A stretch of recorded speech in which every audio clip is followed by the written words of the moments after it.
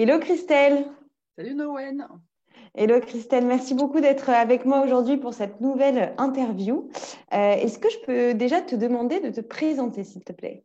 Alors, je m'appelle Christelle. Je suis donc naturopathe depuis 20 ans déjà. Des fois, quand on me demande, c'est vrai, ça commence à remonter, ça fait 20 ans.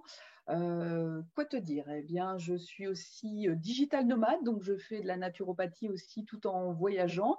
Et puis, au fil de mes expériences, voilà, j'ai été amenée à travailler avec Santé Magazine. J'ai, tu vois, écrit un livre sur le poids et les émotions. Et puis, voilà, ça fait 20 ans que je suis dans cette expérience, à vadrouiller à droite et à gauche et à enseigner aussi dans différents secteurs, que ce soit pour des écoles de naturopathie ou pour des associations ou des mutuelles. Voilà, ça s'est mis en place sur ces 20 dernières années. Donc voilà un petit peu le parcours pour faire simple. Génial. Bon, on va revenir dessus. Mais déjà, partons du début. Toi, c'est pas une reconversion. Enfin, tu t'es lancé donc il y a 20 ans pour quelle raison en fait dans la naturopathie? Alors, si tu veux, mes études déjà de base étaient faites pour aller dans le domaine médical. Mais quand j'ai voulu voilà, faire un choix de métier, j'avais pas encore cette conscience de la naturopathie, mais je me retrouvais pas obligatoirement dans ce qu'on me proposait. Donc, j'ai fait plusieurs expériences. Et puis, ça ne l'a pas fait. Et en même temps, je me suis retrouvée avec des problèmes de santé. Donc, Mhm. et je me suis rendu compte que j'arrivais pas à trouver mes réponses comme je le souhaitais auprès du milieu allopathe. Et c'est là que j'ai découvert toutes les techniques de médecine naturelle.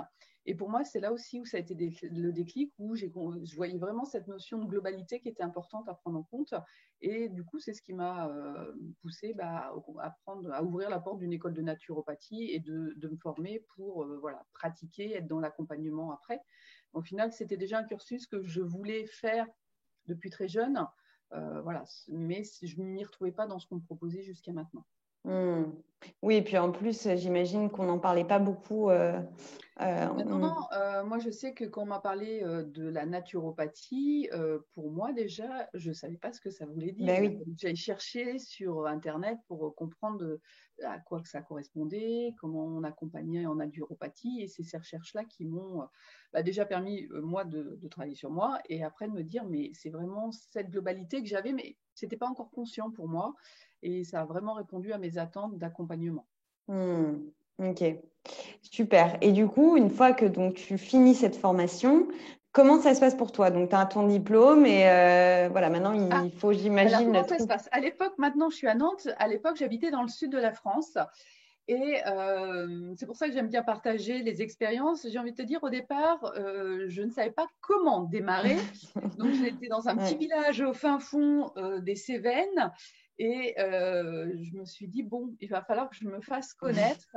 Et c'est là où c'est un petit peu, au départ, un petit peu ramé, on va dire, parce que je n'avais pas cette conscience aussi qu'il fallait utiliser, comme je fais maintenant, les réseaux sociaux, ne pas hésiter voilà, à organiser des conférences, choses comme ça. Donc, je ne te cache pas que dans les premiers temps, au départ, ça a été un petit peu compliqué parce que, en plus, je n'avais pas de soutien. Maintenant, il y a des choses, hein, comme ce que vous faites vous, de soutenir aussi les gens qui démarrent. Donc, moi, j'étais un petit peu toute seule dans mon coin, à pas trop savoir vers qui me tourner, où déposer des fois mes flyers, comment organiser les choses. Donc, on va dire que les 6 premiers mois, ça a été un petit peu du flottement. Hmm. Parce que voilà, je n'arrivais pas à faire savoir que j'étais là, que j'étais diplômée.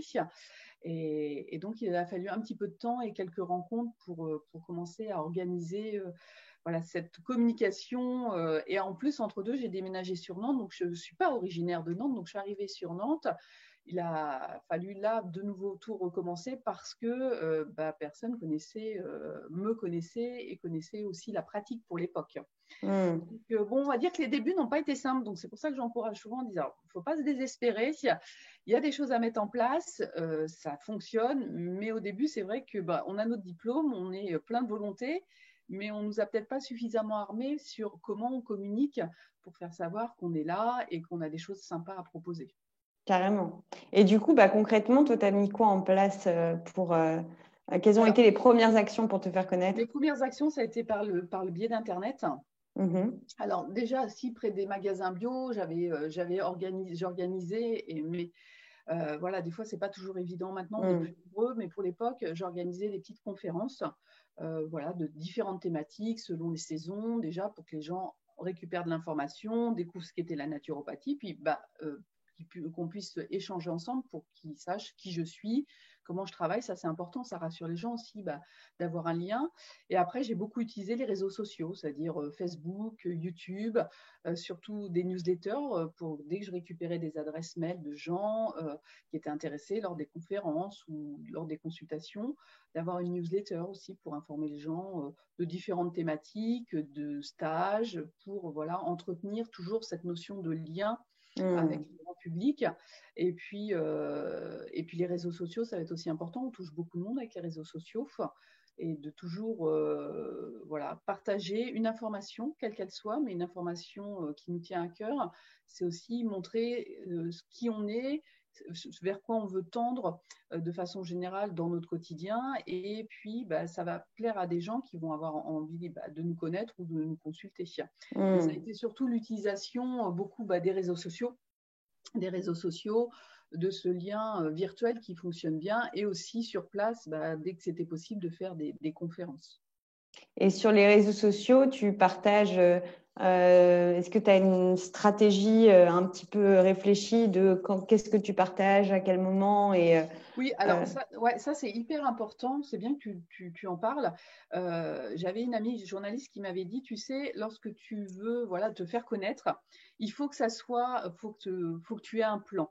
C'est-à-dire, si tu postes quelque chose une fois de temps en temps, sans que toi, dans ta tête, voilà, tu saches sur quoi tu vas rebondir, si c'est une fois de temps en temps, ou même dans un article de presse, parce que ça, des fois, on a vu être sollicité par la presse, si c'est quelque chose qui est pas que tu ne peux pas dupliquer, refaire très régulièrement, il n'y aura pas de retombées. Donc c'est vrai que moi j'ai un plan où je sais que toutes les semaines, je vais poster sur les réseaux sociaux des articles, alors soit pour Kilo Émotionnel, soit pour Santé Indigo plutôt naturaux.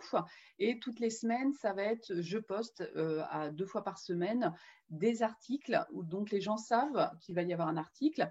Il y en a un qui est plus dédié sur tout ce qui est l'accompagnement du surpoids et des émotions, et l'autre qui est plus en thématique avec la naturopathie et puis ce qui se passe à la saison, que ce soit sur l'alimentation de saison, comment on préserve notre immunité, surtout en ce moment. Mais il y a toujours ce besoin d'avoir une sorte de calendrier. On a des dates précises où on poste les choses et on anticipe aussi les articles. Il faut que les articles, on ait un peu d'avance pour pas être pris par le stress ou disons, ne pas avoir d'idées. Ouais. Et surtout avoir un petit carnet à côté où dès qu'il y a une idée qui nous traverse, on se dit ah tiens, ça pourrait être intéressant. Je le note parce que souvent ça sort de la tête et après on se dit pourtant j'avais pensé à un sujet qui pouvait être sympa. Donc bien toujours noter dès que quelque chose nous passe par la tête dans un petit carnet, tiens, je pourrais penser à parler de ça. Et puis, comme je disais tout à l'heure, ce qui nous tient à cœur. C'est vraiment important parce que ça montre aussi qui on est. Quelque part, les gens ont besoin de savoir à qui ils ont affaire, quels sont nos engagements, super important. pour pouvoir aussi nous faire confiance et avoir envie de faire un bout de chemin avec nous. Carrément. Et c'est comme ça aussi que tu développes, en fait, toi, ton image professionnelle. Tu crées ton personal branding, comme on dit. Oui. Ah oui, mais là, t'es dans les termes techniques anglais. Oui, mais ton image de marque. Ouais. Mais c'est hyper important de garder ton ton parce que les gens viennent te voir parce que justement, ils se sentent considérés, ils ont capté, ils ont ressenti ce que tu disais. Ouais, c'est très important. Génial. Oui, puis de leur porter, et à travers ça aussi, montrer qu'on porte, et ce qui est le but de notre métier, c'est on est attentionné aux gens, on leur porte, comme tu disais, de l'attention. Bien sûr qu'à un moment donné, faut bien aussi que nous vivions de notre métier, mais c'est un engagement qu'on a pris d'accompagnement des gens, c'est-à-dire on a des outils, on s'est formé à certaines techniques pour pouvoir à un moment donné aider la personne qui physiquement, émotionnellement, on va dire, son train il est sorti de ses rails. Nous on a des outils pour ça, et c'est bien de montrer aux gens que voilà, on est sur cet engagement-là, ça va les rassurer et ils vont se sentir écoutés. Et pas être que dans l'idée, parce que des fois on peut avoir peur en pensant que si on ne fait pas suffisamment de marketing, ça ne va pas fonctionner. Et des fois c'est tout l'inverse, c'est de montrer au contraire qui on est, qu'est-ce qu'on a à cœur de partager, là où on a envie d'accompagner les gens, dans quelle direction on a envie de leur donner cette dynamique. Et c'est ça aussi que les gens vont faire que ils se sentent entendus ils voient où on a envie de les emmener, ça match avec qui ils sont eux-mêmes, et c'est là où, en fin de compte, les gens vont avoir envie de nous consulter, ou pourquoi pas parler de nous dans leur entourage, que ça soit amical Carrément. ou familial. Ouais, bien sûr. Et tu disais du coup que tu écrivais beaucoup de contenu. Alors, est-ce que tu peux nous en dire un petit peu plus? Je sais que tu es une véritable chef d'entreprise. Tu as plusieurs cordes à ton arc. Peut-être que Oui. tu peux nous dire aussi, à côté de ton activité de naturopathe que tu as avec tes clients en consultation, qu'est-ce que tu fais d'autre? Alors, ce que je disais, donc, alors j'écris et je fais des vidéos. Donc, j'ai ma chaîne YouTube où je partage. Alors là, en revenant de voyage, j'ai eu un petit peu de mal à m'y remettre. Donc, dernièrement, j'ai un petit peu moins posté sur YouTube. C'était des vidéos que j'avais à cœur de partager pour aussi donner aux gens des explications. Alors, je donne jamais, ça, disons, pour moi, c'est important, je ne donne jamais de solution sur une vidéo ou dans un article parce qu'on sait qu'il faut qu'on soit vraiment dans la globalité de la problématique et ça serait pas du tout performant, que ce soit pour nous ou pour eux, parce que voilà, on est dans une globalité. Donc, c'était aussi ces vidéos, comme ces articles, ils sont là vraiment pour aider les gens à réfléchir sur une thématique. Est-ce que eux, de ce qu'ils en avaient comme point de vue, est-ce qu'ils ont toutes les informations qui leur permettent aussi de se positionner, de savoir comment ils peuvent aller vers telle et telle direction, que ce soit au niveau alimentaire, au niveau technique. Donc, c'est des moments que j'aime partager avec le grand public pour faire réfléchir, s'interroger, se positionner, parce que c'est le seul moyen, à un moment donné, de faire un état des lieux de là où on en est, c'est si on nous donne des éléments qui nous permettent de faire ces états des lieux. Et puis, toujours pour encourager les gens, parce que pour moi, ce qui est important, c'est aussi quelque part aussi l'autonomie des gens. C'est-à-dire qu'à un moment donné, ils vont avoir besoin de nous, ça c'est clair, on va pouvoir les accompagner, mais le but aussi, c'est qu'ils puissent grandir et qu'ils puissent aussi à un moment donné savoir se gérer parce qu'ils ont compris qui ils étaient à l'intérieur. Donc c'est pour ça aussi qu'il y a ces articles que je fais en écrit, souvent alors plus pour kilo émotionnel, pour vraiment à chaque fois donner des petits outils, des petites astuces aux gens qui peuvent mettre dans leur quotidien pour avancer aussi, apprendre à mieux se connaître, apprendre à mieux se gérer pour que ça soit plus équilibré pour eux intérieurement et puis aussi avec leur entourage. Et comme moi, je parle des kilos émotionnels aussi avec leur assiette. Donc, c'est vraiment cette notion de donner des outils de base pour que les gens continuent à avancer, à grandir, à s'interroger, pour qu'ils puissent avoir une vision globale d'une situation. Du coup, tu as ton blog. J'ai mon blog. J'ai mon blog où il y a un mix entre les articles écrits et les vidéos. Il y a la page Facebook Kilo Émotionnel, il y a la page Chanter Indigo, et puis il y a la chaîne YouTube aussi où on retrouve toutes les vidéos. Et j'ai eu la chance de voyager pendant 2 ans, dont un peu plus de 10 mois en Asie. J'ai trouvé ça sympa de pouvoir partager une thématique santé puis faire voyager les gens avec moi Carrément, bien sûr. pendant ce temps-là, quoi. Et c'est important pour moi de sortir de cette zone de confort parce qu'au bout de 20 ans de naturopathie, moi, je sentais qu'à l'intérieur, j'avais besoin d'aller me confronter aussi à d'autres cultures, apprendre d'autres choses, avoir un regard neuf et pas un regard qui a été aussi façonné par mon éducation, par ce que j'ai appris en France. Et moi, ça m'a vraiment permis aussi d'aller chercher d'autres compétences à l'intérieur parce que je ne connaissais pas cette culture-là. Donc, de me laisser porter et d'aller chercher d'autres outils pour revenir après en France et puis avoir peut-être encore d'autres choses à proposer aux gens. Et pour moi, on ne peut pas accompagner si on ne se remet pas régulièrement quelque part en cause pour être toujours au plus près de l'accompagnement du grand public. Ouais, merci pour ça, c'est vrai. Ok, génial. Alors, tu as aussi des collaborations avec Santé Magazine, un autre média. Je me souviens plus. Est-ce que peut-être tu peux nous dire un petit mot sur ça et comment en fait tu as commencé à collaborer avec ces partenaires? Alors là, on va dire que tu sais bien, la vie des fois fait des surprises. Des fois, tu as des intentions et tu ne sais pas très bien comment tu vas mettre ça en place. Et puis, quelqu'un te dit, écoute, je suis en contact. Alors là, j'ai envie de te dire, là, c'est venu un peu pour Santé Magazine, c'est venu un peu à moi. D'accord. Le contact de de quelqu'un qui a fait le relais. Et donc, régulièrement, pour Santé Magazine, ils sortent des articles avec bien des propositions sur, disons, ils souhaitent partager des nouvelles informations sur les monodiètes, sur la chrononutrition ou sur certains aspects des plantes. La dernière fois, c'était sur toutes les vertus du citron. Donc, souvent, c'est vrai qu'ils ont besoin de différents regards. Et du coup, j'ai la chance d'être sollicitée pour amener moi mon regard de naturopathe. Mais j'ai aussi, je suis intervenue aussi pour Biocontact, Consomme Action. Alors là, c'est des choses, si ça peut aider les gens, des fois, il suffit en fin de compte de Biocontact, il suffit de soumettre éventuellement des idées d'articles et c'est eux qui valident et après, ils vous donnent voilà, le nombre de, voilà comment ça doit être présenté, le nombre de mots, choses comme ça.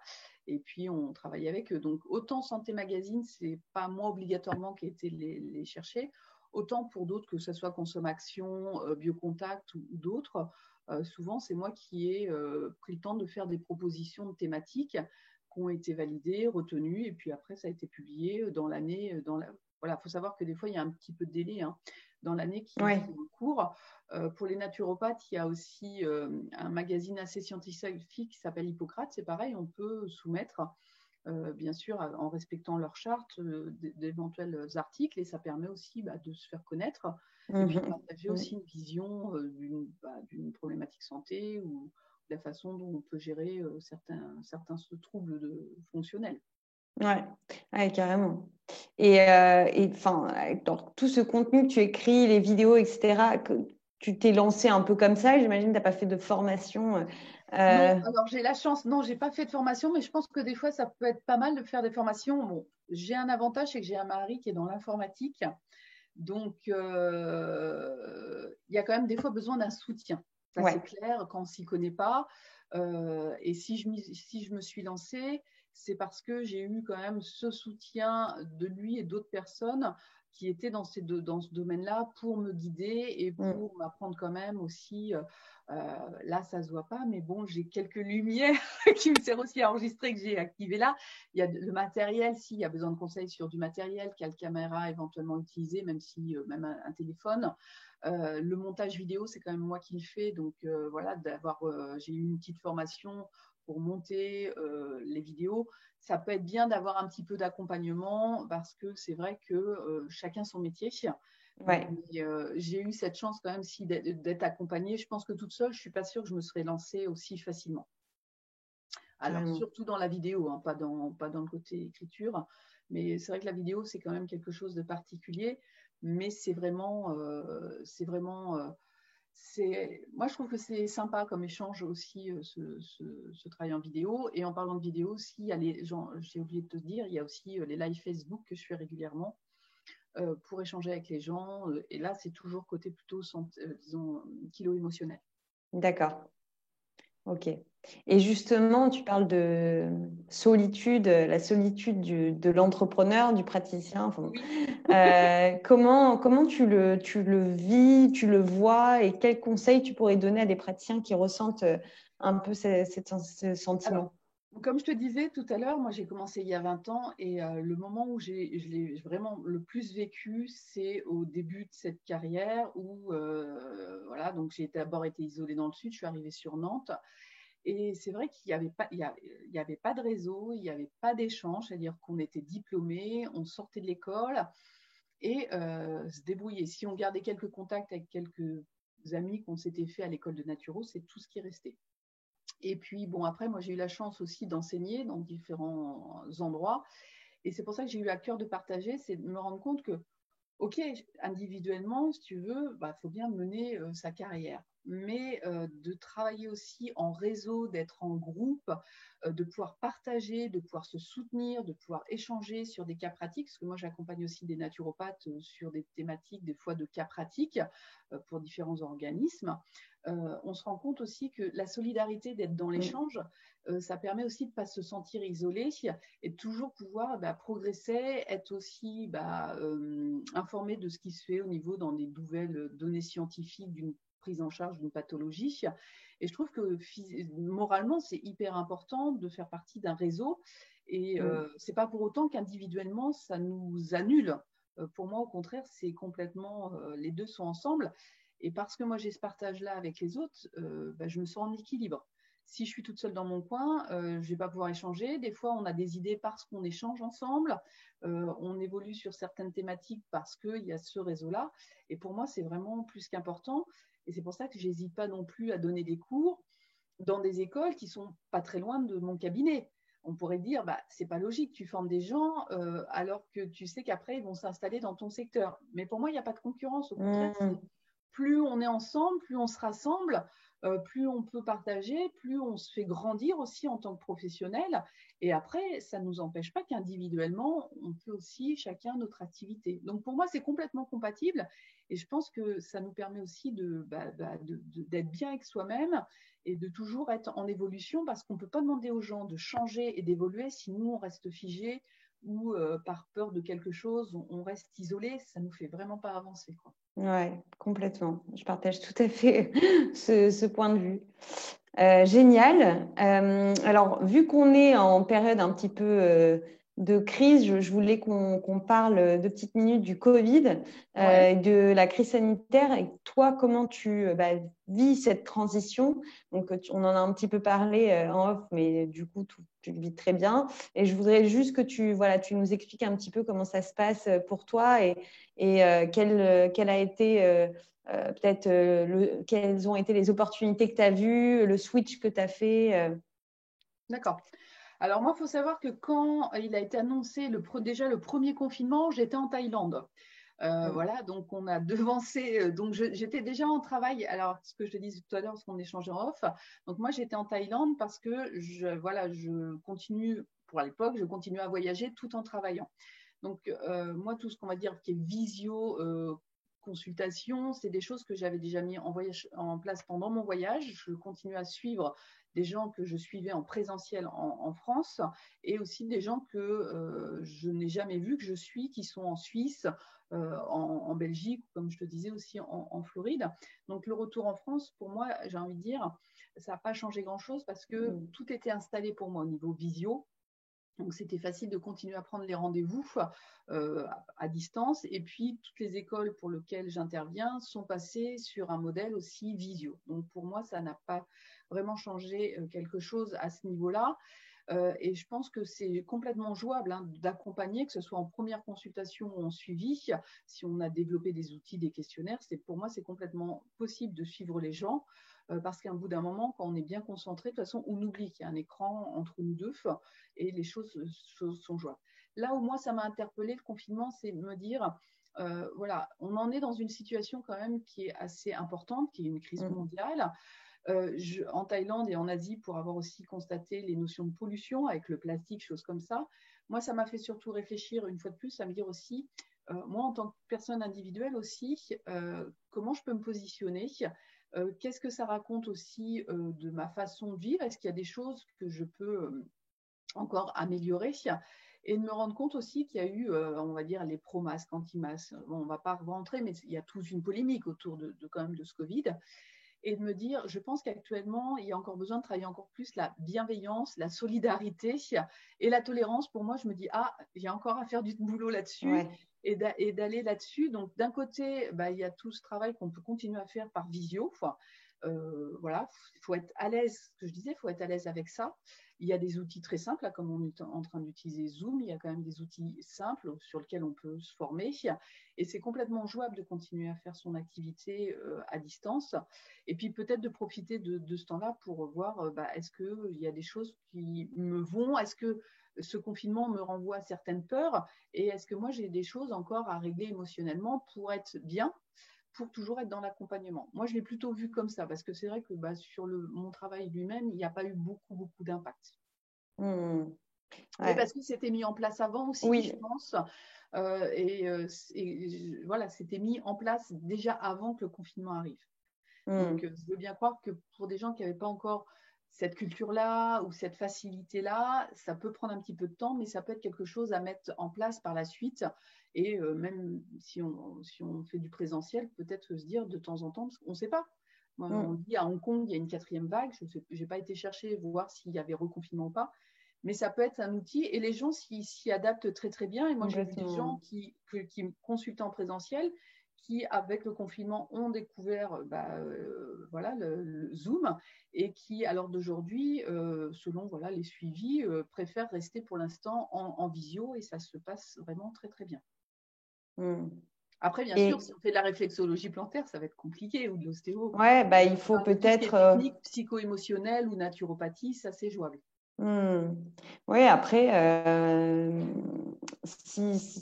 enfin, il y en a qui arrivent à un peu modifier leur métier, se former sur autre chose, qui essayent, enfin, tu vois, de s'adapter, en fait, parce que soit on arrête tout, soit on s'adapte. Donc, Voilà, et l'adaptation, elle est très bien, parce que comme je te disais tout à l'heure, l'adaptation, elle est géniale quelque part, parce que nous aussi, on reste des personnes à part entière avec notre passé, avec ok, on est naturaux, on peut accompagner les gens, mais nous, on a encore besoin, disons, à mes yeux, hein, c'est vraiment très personnel ce que je dis là, on a besoin de continuer à bouger. On ne peut pas demander aux gens de changer leur alimentation, leur façon de penser, de se remettre en cause, si nous-mêmes, à un moment donné, on n'est pas capable quelque part de le faire, ou on ne veut pas le faire.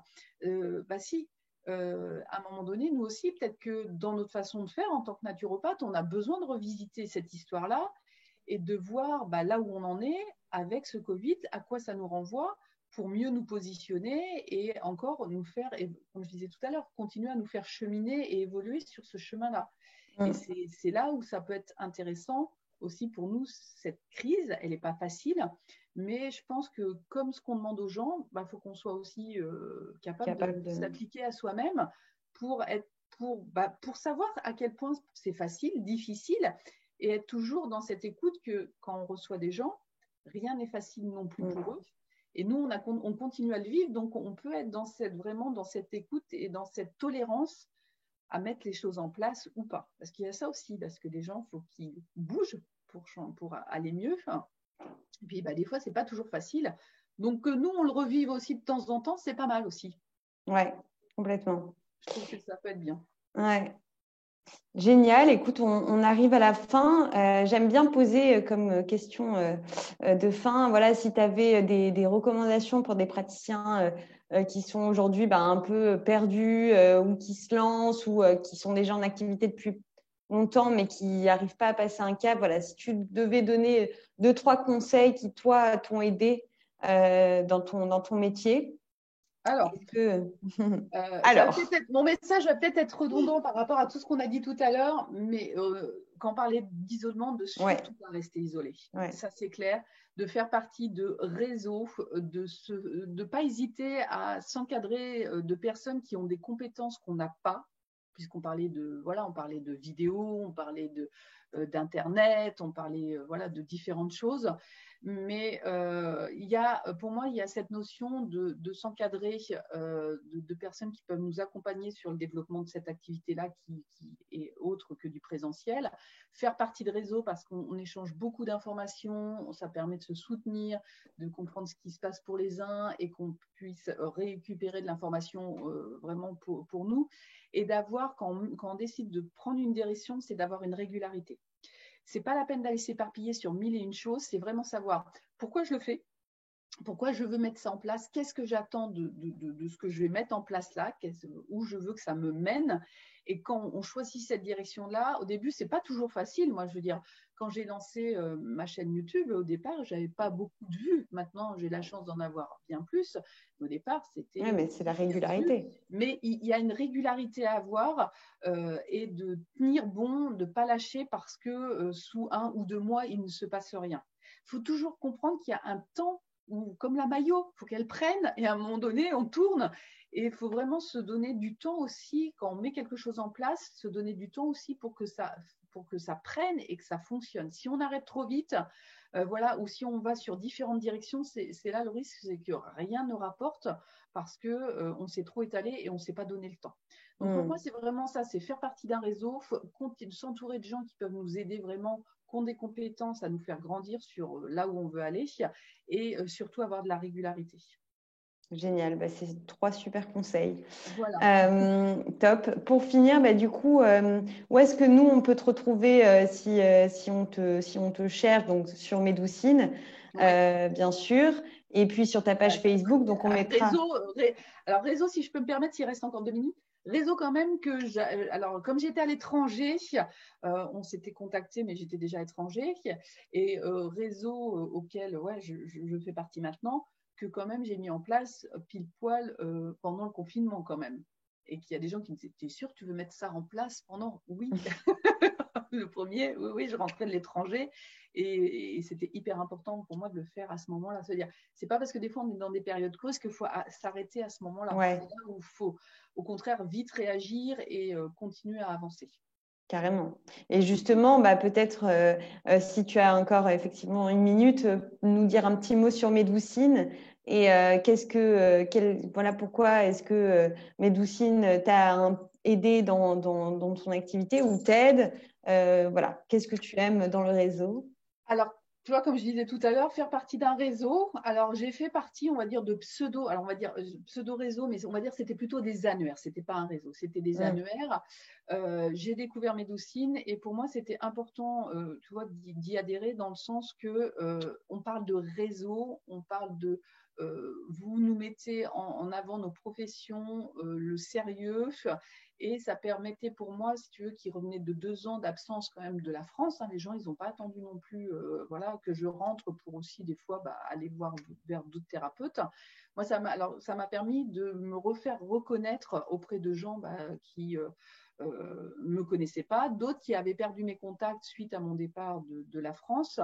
Et moi, ça m'a vraiment permis d'avoir une bonne visibilité, de pouvoir expliquer vraiment comment je pratiquais, de rassurer les gens qui ne me connaissaient pas encore avec les photos, avec ce qu'on publie, les avis aussi, c'est hyper important. Les avis rassurent énormément. Et moi, ça m'a permis de redémarrer plus rapidement en rentrant de 2 ans quand même d'absence sur la France pour repartir plus rapidement dans mon activité professionnelle. Donc là-dessus, moi, c'était important et puis de pouvoir échanger avec d'autres professionnels de santé. Donc ça revient à ce que je disais tout à l'heure, faire partie d'un réseau, pouvoir échanger. Pour moi, c'est ce que propose complètement Médoucine et que voilà, ravi d'avoir intégré ce réseau. On est ravis de t'avoir avec nous dans le réseau. Génial. Écoute, merci beaucoup, Christelle. Est-ce que tu as une dernière chose à dire, une dernière chose à partager, une actualité? Dernière chose à partager, donc non, c'était de dire pour ceux peut-être qui se lancent de vraiment se faire confiance. Il y a des moments pas faciles, je le sais, je l'ai vécu, mais d'où l'intérêt donc des réseaux. Et voilà, mais surtout de se faire confiance parce qu'il y a aussi une notion de temps à accepter et de continuer vraiment toujours à être aussi en cheminement soi-même pour qu'au contraire ça matche aussi dans ce qu'on met en place professionnellement. Écoute, merci. Ce sont Voilà. de très belles paroles. Et sur ce, je te souhaite une très belle journée. Merci beaucoup. Aussi. Écoute, merci de ce partage, c'était avec plaisir. Et puis à nouveau, si certains qui regardent donc cette interview ont des questions pour Christelle, vous pourrez la retrouver. On mettra les liens sous la vidéo, mais sur son site, sur sa page Facebook, sur Médoucine, voilà, un peu partout. Merci beaucoup, Christelle. Merci à toi. Belle journée. Belle journée.